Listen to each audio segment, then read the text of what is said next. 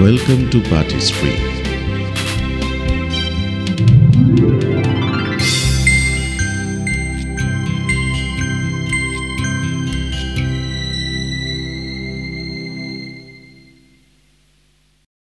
ছাত্রছাত্রীরা, আশা করছি তোমরা সকলে ভালো আছো। আজকে আমরা চলে এসেছি আর একটা নতুন টপিক নিয়ে, যে টপিকটির আলোচ্য বিষয় মেসোপটেমিয়া সভ্যতার সমাজ ব্যবস্থা। আমি এর আগে যখন হামুরাবির আইন নিয়ে আলোচনা করছিলাম, তখন সেখানে আমি বারবার করে বলেছিলাম যে একটা পরিবর্তিত সামাজিক পরিস্থিতিতে আইনের পরিবর্তন ঘটানো খুব জরুরি হয়ে পড়ে এবং আইন ব্যবস্থাটা আসলে একটা প্রয়োজনের নিরিখে তৈরি হয়।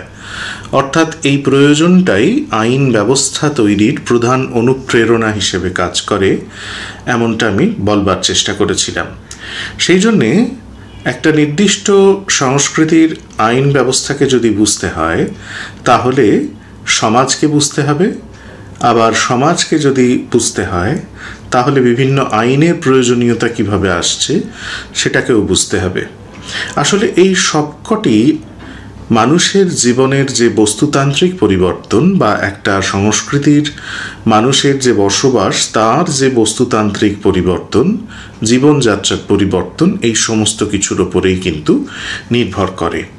সুতরাং যদি আমরা সেই সংস্কৃতিটাকে ঠিক করে বুঝতে চাই, তাহলে শুধুমাত্র তার যে অর্থনীতি, রাজনীতি নয়, তার সমাজ ব্যবস্থাটিকেও খুব সুসংবদ্ধভাবে বা খুব গভীরভাবে বোঝার দরকার রয়েছে। সেই কারণেই আজকের আমাদের এই ভিডিও, যেটার আলোচ্য বিষয় হচ্ছে মেসোপটেমিয়ার সমাজ ব্যবস্থা। এবং এই সমাজ ব্যবস্থা জানবার ক্ষেত্রে আমাদের বিভিন্ন ইনস্ক্রিপশন সাহায্য করে থাকে।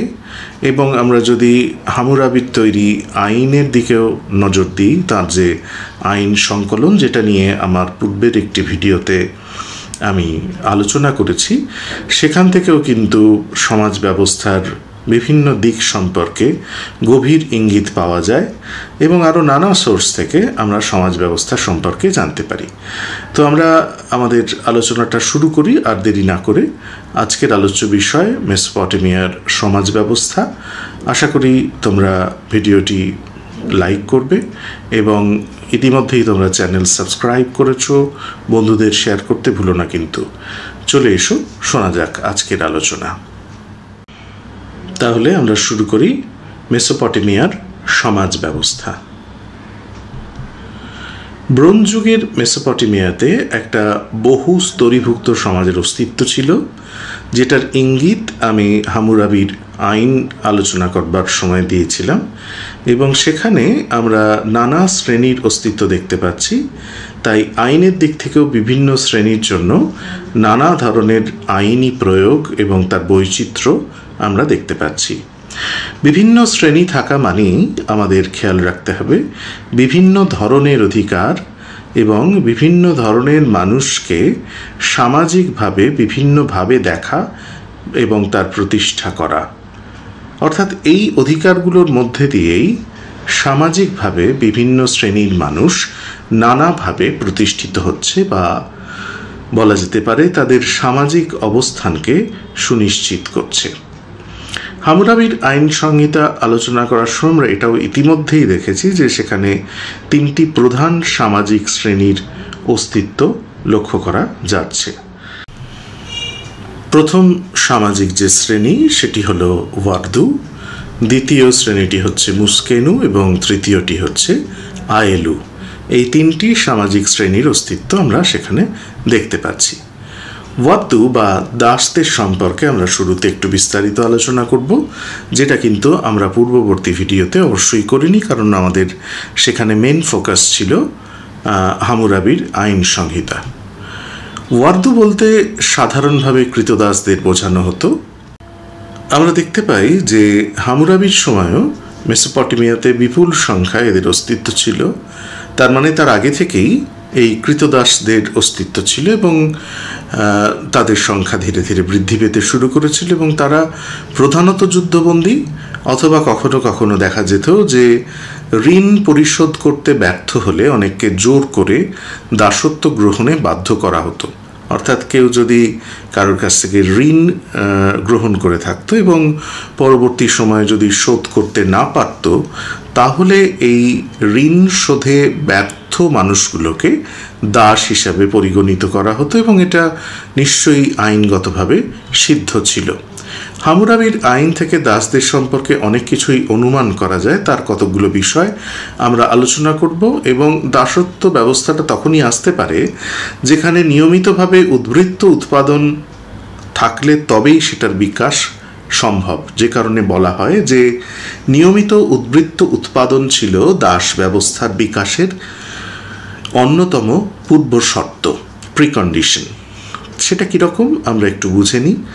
অর্থাৎ এই যে উৎপাদন ব্যবস্থা, সেখানে দাসদের প্রতিপালনের মতো যদি উদ্বৃত্ত না থাকে, তাহলে দাসদের কিন্তু পোষণ করা বা তাদেরকে পুষে রাখা সম্ভব নয়।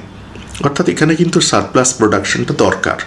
কারণ মনে রাখতে হবে যে অনেক ক্ষেত্রেই দাসরা বাড়ির মধ্যে বা একটা নির্দিষ্ট কোনো ব্যক্তির অধীনে রয়ে যাচ্ছে এবং এই দাসদের সবসময় যে মার্জিনাল প্রোডাক্টিভিটি বা প্রান্তিক উৎপাদনশীলতা অনেক বেশি থাকবেই এমন কোনো মানে নেই। অনেক সময় তারা সরাসরি উৎপাদন ব্যবস্থার সঙ্গে সংযুক্ত নয়, বরঞ্চ এই মেসোপটেমিয়ার উৎপাদন ব্যবস্থা দাস নির্ভর উৎপাদন ব্যবস্থা ছিল না, যেমনটা ছিল রোমে। রোমে কিন্তু পুরো উৎপাদন ব্যবস্থাটা দাস নির্ভর উৎপাদন ব্যবস্থা, মেসোপটেমিয়াতে কিন্তু মোটেই তা নয়। এখন তাই যদি হয়, তাহলে উৎপাদন ব্যবস্থা দাস নির্ভর নয়, অথচ আমার অধীনে প্রচুর সংখ্যায় দাস রয়েছে, তাহলে উদ্বৃত্ত উৎপাদন ছাড়া সেই দাসদের প্রতিপালন করা কিন্তু সম্ভব নয়। সেই কারণেই উদ্বৃত্ত উৎপাদনই হচ্ছে এই ধরনের দাস ব্যবস্থার বিকাশের অন্যতম পূর্ব শর্ত। একজন দাস তার জীবন ধারণের অতিরিক্ত উৎপাদনে সক্ষম যদি না হয়, তাহলে তাকে দাসত্বের পর্যায়ে নামিয়ে আনার কোনো অর্থ থাকে না।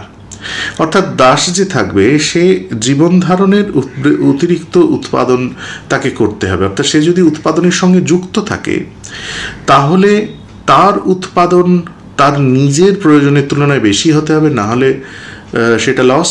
অথবা সে যদি উৎপাদনের সঙ্গে যুক্ত না থাকে, তাহলে আমার হাতে উদ্বৃত্ত উৎপাদন থাকতে হবে, যেটা এই উদ্বৃত্ত শ্রমকে খাওয়াতে পারবে বা তাদের প্রয়োজন বা নিডস সেটাকে পূর্ণ করতে পারবে।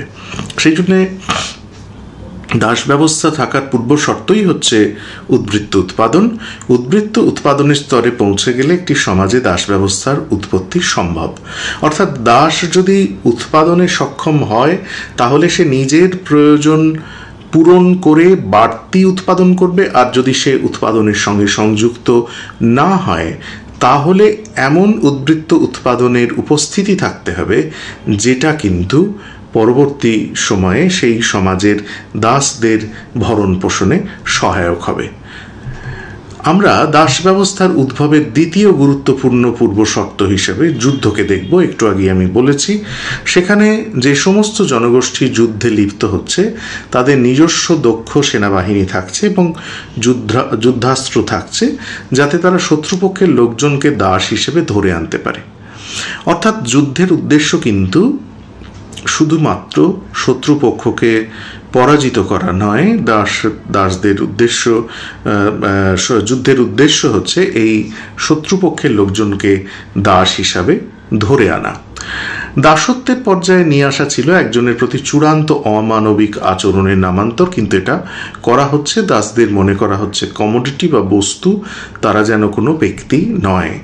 একটি জনগোষ্ঠীতে এমন মানুষদের রাখতে গেলে তাদের জোর করে শোষণ করার মতো শক্তি থাকা দরকার। অর্থাৎ সেই মানুষগুলোকে আমি ধরে রাখবো কিসের ভিত্তিতে বা কিভাবে তাদেরকে আমি অবদমিত করে রাখবো, অর্থাৎ তার জন্য আমার কিছু বাড়তি শক্তি দরকার। অবশ্যই সেই শক্তি হচ্ছে সামরিক শক্তি। এদের প্রতি নজরদারি করতে হবে, তাদের পরিশ্রম করাতে হবে, সেইগুলো থাকবার মতো সৈন্যবল বা লোকবল আমার থাকা দরকার। কারণ মনে রাখতে হবে যে শত্রুপক্ষের লোকেদের এনে যদি আমি দাস হিসাবে কাজ করাই, এই শত্রুপক্ষের মানুষগুলো কিন্তু যুদ্ধে পারদর্শী, তাদেরও কিন্তু প্রপার মিলিটারি ট্রেনিং বা সামরিক প্রশিক্ষণ রয়েছে। সুতরাং তাকে নিয়ন্ত্রণ করতে গেলে আমাকে কিন্তু আমার সৈন্যদের সাহায্য নিতেই হবে এবং সৈন্যদের রীতিমতো সেই শক্তি থাকা দরকার যাতে তারা শত্রুপক্ষের লোকেদের এনে দাসদের মতো কাজ করাতে পারে বা দাস হিসাবে কাজ করাতে পারে। সুতরাং এইভাবে যখন শক্তিশালী সেনাবাহিনী তৈরি হচ্ছে তখন আরো বেশি সংখ্যায় দাসদের নিয়ন্ত্রণ করা সম্ভব হচ্ছে। সুতরাং দাস ব্যবস্থার উত্থানের একটা প্রধান কারণ অবশ্যই যুদ্ধের উন্নয়ন এবং যোদ্ধা শ্রেণীর ক্ষমতা বৃদ্ধি করা। এর সঙ্গে সঙ্গে মোটামুটি খ্রিস্টপূর্ব 2000 অব্দ নাগাদ আমরা দেখতে পাচ্ছি যে মেসোপটেমিয়াতে বিপুল সংখ্যায় পুরুষ এবং মহিলা দাসদের দেখা যাচ্ছে। ওয়ার্দু বা দাসদের শরীর নির্দিষ্ট চিহ্ন দিয়ে চিহ্নিত থাকত, কারণ তাদেরকে যাতে আলাদা করে চিহ্নিত করা যায় এবং তারা যদি পালিয়ে যায় কোনোভাবে তাহলেও কিন্তু তাদেরকে চিহ্নিত করে ফেলা যাবে, তাদেরকে খুব চট করে খুঁজে পাওয়া যাবে। তাই তাদের পক্ষে পালিয়ে যাওয়াটা কিন্তু বেশ কঠিন ছিল বা প্রায় অসম্ভব ছিল, এটা বলা যেতে পারে। এবং শুধু তাই নয়, এই যে দাসদেরকে এইভাবে চিহ্নিত করে আটকে রাখা, এটা আইনগতভাবে কতটা স্বীকৃত ছিল সেটার আন্দাজ পাওয়া যায় হামুরাবির আইনের দিকে তাকালে। সেখানে একজন দাসকে পালাতে সাহায্য করার শাস্তি ছিল মৃত্যু, অর্থাৎ দাস কখনোই পালাতে পারবে না বা দাসকে পালানোর ক্ষেত্রে কখনোই সহায়তা করা যাবে না।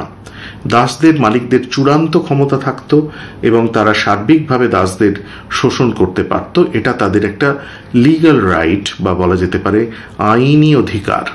কোনো ব্যক্তি যদি অপর কোনো ব্যক্তির দাসের ক্ষতি সাধন করত তাহলে তাকে সম্পত্তির ক্ষতি সাধন হিসাবেই ধরা হতো। অর্থাৎ দাস যেহেতু সম্পত্তি, তাই একজন ব্যক্তি আরেকজনের দাসের ক্ষতি সাধন করলো, কোনোভাবে সেই দাসকে ক্ষতিগ্রস্ত করলো, সেটা কিন্তু সম্পত্তির ক্ষতি সাধনের মতোই ধরা হচ্ছে।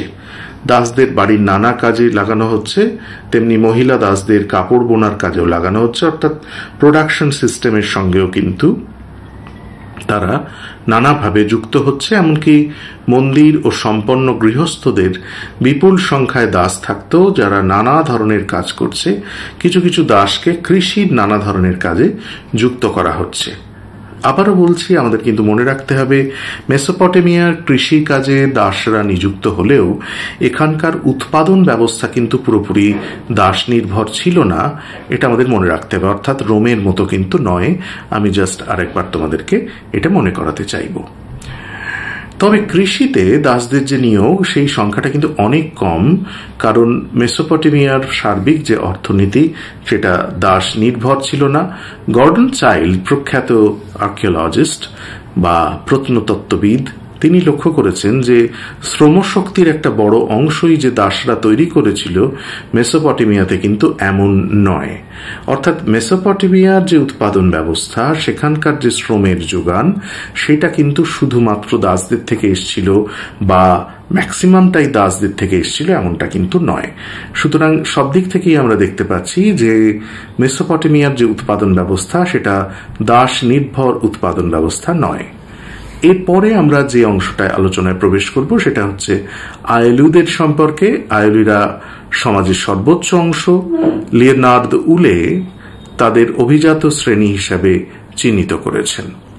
অর্থাৎ আয়েলু বলতে উলে যেটাকে ভাবছেন সেটা হচ্ছে আসলে অভিজাত শ্রেণী। অর্থাৎ তিনি মনে করছেন যে অভিজাতরাই আসলে আয়েলু, কিন্তু এমনটা সকলেই মনে করছেন না। জর্জ রক্সের একটা বই আছে বিখ্যাত, এনশিয়েন্ট ইরাক। সেখানে কিন্তু তিনি বলছেন যে আয়েলু অর্থে মুক্ত জনগণ, অর্থাৎ যারা দাস নয়, অদাস জনগণ, সকলকেই আয়েলু বলা হচ্ছে। অর্থাৎ একটা জেনারেলাইজড একটা দৃষ্টিভঙ্গি এখানে আমরা দেখতে পাচ্ছি জর্জ রক্সের, কিন্তু এতটাও নয়। আমরা এরকম মত দেখছি, যেমন ইগর এম দিয়াকোনভ, তিনি একজন প্রখ্যাত ঐতিহাসিক এবং আর্কিওলজিস্ট। তিনি মনে করছেন যে আয়েলুরা ছিল সেখানকার স্বাধীন বসবাসকারী যারা সর্বোচ্চ অধিকার ভোগ করত। অর্থাৎ জর্জ রক্সের সঙ্গে ইগর দিয়াকনফের যে বক্তব্য, সেটার ফান্ডামেন্টাল তফাৎ হচ্ছে যে তিনি শুধুমাত্র স্বাধীনতার কথা বলছেন না, অর্থাৎ এখানে দিয়াকনফ সর্বোচ্চ অধিকারের কথা বলছেন। তিনি বলছেন যে আয়েলুরা সর্বোচ্চ অধিকার ভোগ করত। আয়েলুদের অন্তর্ভুক্ত ছিল কিন্তু অনেকগুলো সাব ক্যাটেগরি, যেমন পুরোহিত বা প্রিস্ট, অভিজাত, অর্থাৎ শুধু যে উলে অভিজাতদের কথা বলেছিলেন, অভিজাতরাই যে আয়েলু তা কিন্তু নয়। তার সঙ্গে সঙ্গে পুরোহিতরা রয়েছেন, তার সঙ্গে সঙ্গে সামরিক নেতাগণ রয়েছেন, তার সঙ্গে সঙ্গে যোদ্ধারা রয়েছেন, তার সঙ্গে করণিক বা ক্লার্করা রয়েছেন, এবং বড় চাষি বা আমরা বলতে পারি সম্পন্ন চাষি, যারা ধনী চাষি, তারা কিন্তু এই আয়েলু শ্রেণীভুক্ত রয়েছেন। অর্থাৎ একটা বিশেষ অধিকার রয়েছে এদের, একটা সর্বোচ্চ সামাজিক অধিকার, যেখান থেকে শাসক শ্রেণী এবং অভিজাত শ্রেণী অবশ্যই আসতে পারে, কিন্তু অনেকগুলোই সামাজিক শ্রেণী এর মধ্যে ঢুকে রয়েছে, এবং শাসকরা সাধারণত এই আয়েলু শ্রেণীটি থেকেই আসত। কৃতদাসদের পক্ষে শাসক হওয়া সম্ভব নয়, আয়েলুদের পক্ষ থেকেই প্রশাসনিক কাজকর্মের সঙ্গে যুক্ত হতেন সকলে। মুস্কেনু অর্থাৎ আয়েলুদের ঠিক নিচে অথচ কৃতদাসদের ঠিক ওপরে থাকত মুস্কেনু। আয়েলুদের সমাজে যে উচ্চ স্থান ছিল তা বোঝা যাবে অপর এক সামাজিক শ্রেণী মুস্কেনুদের প্রতি দৃষ্টি দিলেই, কারণ মুস্কেনুরা তার পরের স্তরে থাকত। তারা আইন অনুসারে বেশ কিছু অধিকার ভোগ করতে পারত না। কি কি অধিকার ভোগ করতে পারত না? তারা সরকারি অফিসে কোনো পদ পেতে পারত না, তারা অস্ত্র ধারণের অধিকার পেতে পারত না, তারা সম্পত্তির উপরে তাদের অধিকার অনেক সীমিতভাবে লাভ করতে পারত, তারা সাধারণত জমির মালিক হতে পারত না, কোনো কোনো ক্ষেত্রে অল্প স্বল্প জমির মালিক হতো, বরঞ্চ জমির মালিকদের অধীনে তারা ভাগ চাষি হিসেবে বা কখনো ভাড়াটে চাষি হিসেবে কাজ করছে। অর্থাৎ যে আয়েলুদের হাতে জমি রয়েছে তাদের অধীনে মুস্কেনুরা চাষি হিসেবে কাজ করছে, কিন্তু তারা কৃতদাস নয়, এটাও মনে রাখতে হবে। সুতরাং মেসোপটেমিয়ার সমাজে যদি ক্রমোচ্চশীল স্তর অনুসারে দেখতে হয়, তাহলে তারা আয়েলুদের থেকে অনেক নিচের স্তরে অবস্থান করছে, আবার তারা কিন্তু ওয়াদ্দুদের মতো পরাধীন নয়, তারা মুক্ত বা স্বাধীন। অর্থাৎ আয়েলু এবং ওয়াদ্দুদের মাঝখানের যে স্তর, সেটাই হচ্ছে মুস্কেনু। সব থেকে বড় কথা, আইনের দিক থেকে আয়েলু ও মুস্কেনুদের অবস্থান প্রায় সমান, কারণ দুই শ্রেণীর ক্ষেত্রেই আইন সমানভাবে প্রযুক্ত হচ্ছে। তবে অনেক ক্ষেত্রে আয়েলুদের শাস্তির মানদণ্ড ছিল অনেক হালকা, একই অপরাধে মুস্কেনুদের শাস্তি পেতে হতো বেশি। আমি যখন আইন আলোচনা করেছিলাম, তোমরা ভিডিওটি যদি দেখে রাখো তাহলে বুঝতে পারবে, আমি এই ভিডিও ডেসক্রিপশনে ওটার লিঙ্ক দিয়ে রাখবো। সেখানে দেখতে পাবে যে এই যে আইনি ব্যবস্থা, সেখানে কিন্তু আইনের চোখে কোনো মতেই সাম্য বলে কিছু ছিল না, সেটা একেবারেই কষ্টকল্পনা। তাই এখানেও খুব স্বাভাবিকভাবেই দুটি শ্রেণীর ক্ষেত্রে, আয়েলু এবং মুস্কেনুদের ক্ষেত্রে, একটা আইনি শাস্তির যে মানদণ্ড সেটার পার্থক্য ছিল। এরপরে আমরা চলে আসি আরেকটি বিষয়ে আলোচনা, সেটা হচ্ছে বিবাহ ও বিভিন্ন পারিবারিক সম্পর্ক। সেই আলোচনায় হামুরাবির আইন থেকে আমরা দেখতে পাচ্ছি যে আইনের প্রায় 1/4 ছিল বিবাহ এবং বিভিন্ন পারিবারিক সম্পর্ক নিয়ে। সেখানে আমরা কি পাচ্ছি না, সামাজিক পরিকাঠামো বা বিন্যাসে পরিবর্তনকে আইনানুগ রূপ দিতে সর্বতোভাবে চেষ্টা করা হয়েছিল। কারণ আমাদের মনে রাখতে হবে যে একটা শিকারী খাদ্য সংগ্রাহক সমাজ, যে সমাজে কতগুলো ক্ল্যান বা কতগুলো জনগোষ্ঠী বাস করছে, সেখানে এই গোষ্ঠীগুলির মধ্যে একটা পারস্পরিক নির্ভরতার সম্পর্ক, একটা আদান প্রদানের সম্পর্ক তৈরি হতে পারে। সেই আদান প্রদান শুধুমাত্র বস্তু নয়, সেই আদান প্রদান ক্ল্যানের সদস্যের আদান প্রদান হতে পারে, বিশেষ করে মহিলাদের আদান প্রদান হতে পারে তাদের যৌন সঙ্গিনী হিসেবে ব্যবহার করার জন্যে। কিন্তু যখন একটা সেডেন্টিজম আসছে, যখন কৃষি অর্থনীতির বিকাশ করছে, তখন কিন্তু স্থায়ী বসতি নির্মাণের দরকার হয়ে পড়বে, এবং সেইখানে একটা যে সামাজিক বিন্যাসে পরিবর্তন আসবে, এটা খুব স্বাভাবিক। তার কারণ হচ্ছে একটা শিকারী খাদ্য সংগ্রাহক যাযাবর সমাজ আর একটা কৃষি অর্থনীতি ভিত্তিক সমাজ কখনো এক হতে পারে না। এই যে কৃষি অর্থনীতি ভিত্তিক সমাজ, সেখানে কিন্তু পারিবারিক বন্ধন, পরিবার কেন্দ্রিক সম্পর্ক, এটা খুব গুরুত্বপূর্ণ হয়ে উঠবে। একদিকে ছিল নানা ধরনের শ্রেণীবিভেদ এবং অন্যদিকে জনজাতি ও উপজাতি সংগঠনগুলির ক্রমদুর্বলতা এবং অবক্ষয়। তার ফলে সামাজিক বিন্যাস, সামাজিক একক, সামাজিক সম্পর্কের পরিবর্তন এবং পরিবারের গুরুত্ব বাড়ছে।